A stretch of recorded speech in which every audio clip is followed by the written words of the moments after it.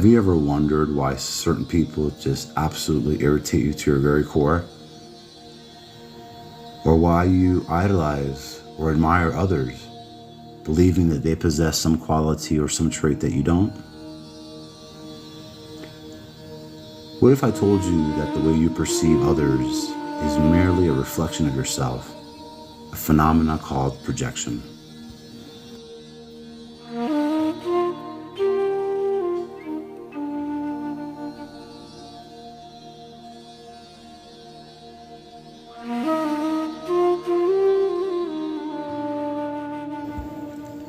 Projection, a psychological defense mechanism introduced first by Sigmund Freud and then later expanded upon by Carl Jung, is defined as the act of attributing our own thoughts, feelings, and traits, particularly the ones we reject, onto other people.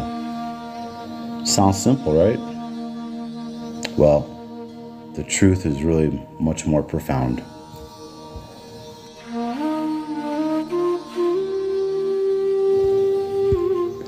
Imagine a boy taught by his father that, quote, real men don't cry. The father here is unable to accept his own vulnerability and therefore projects his own disowned emotions onto his son, labeling them as weak. The son, in turn, learns to repress his emotions. And this rejected aspect doesn't disappear. It buries itself deep in the subconscious, forming what Carl Jung called the shadow.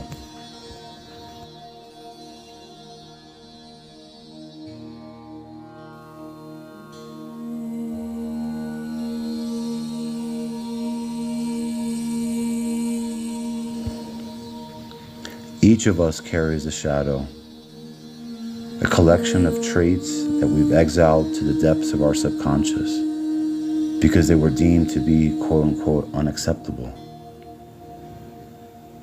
But these traits, they don't just sit there quietly.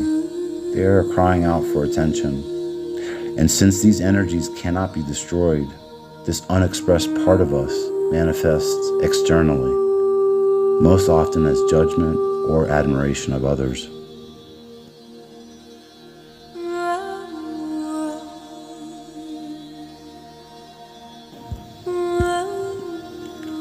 And so when we judge someone, we are unknowingly attacking the very part of ourselves that we've actually rejected. In the same way, when we idolize or admire someone, we're actually seeing those disowned positive qualities within ourselves. Crazy, right? But here's the kicker. If it triggers you, it's within you. See this clearly.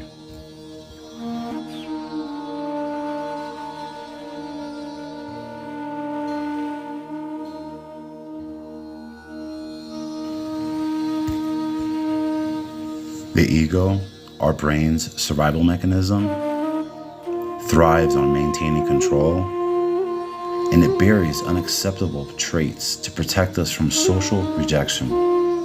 But it doesn't stop there. The ego actively judges and despises these traits in others just so they can be kept hidden from us.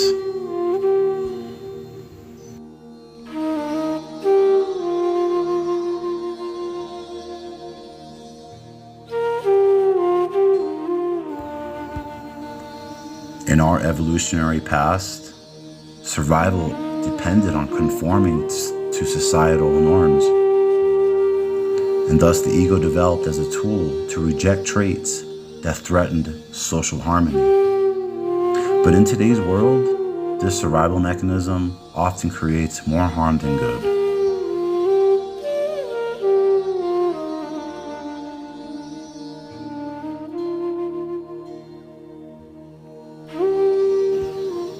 It's important to understand you can only see the contents of your own mind.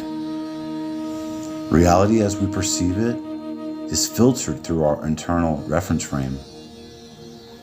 And so when someone annoys you, it's not them, it's you. And when someone inspires you, it's not them, it's you. In other words, Reality is our mirror.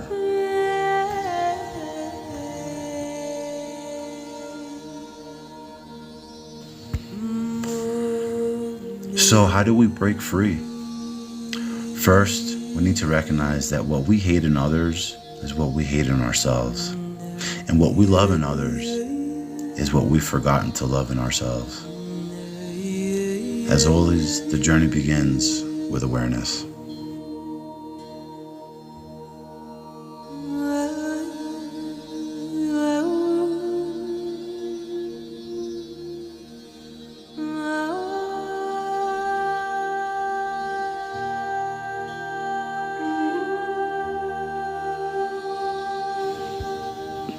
Start by noticing your triggers. So when someone irritates you or inspires you, simply pause and ask yourself, look within. What part of me does this reflect? Embrace the concept of neti, not this, not that, in order to slowly and surely peel back the layers of your ego. Because reconciliation comes when we stop resisting and start accepting.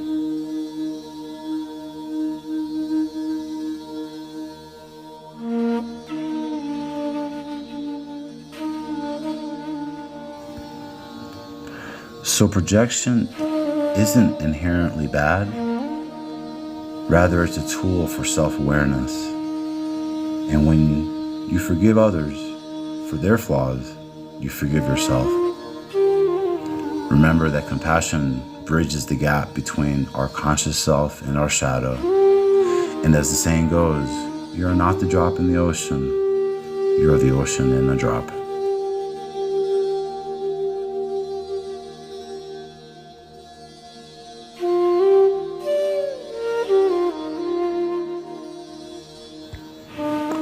True freedom comes when we embrace both the light and the shadow within ourselves. By loving all parts of ourselves, we transcend duality. We transcend the illusion of duality and separateness. And as the ego dissolves, what remains is pure authenticity, a boundless awareness that sees no separation between self and other.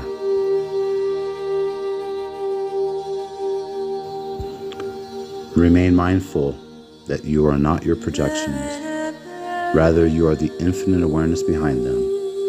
And as you awaken to this truth, the illusion of I, me, mine, they all dissolve, thereby leaving only the essence of being, whole, free, and divine.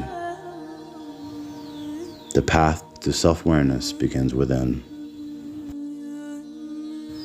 Namaste, and remember, one love.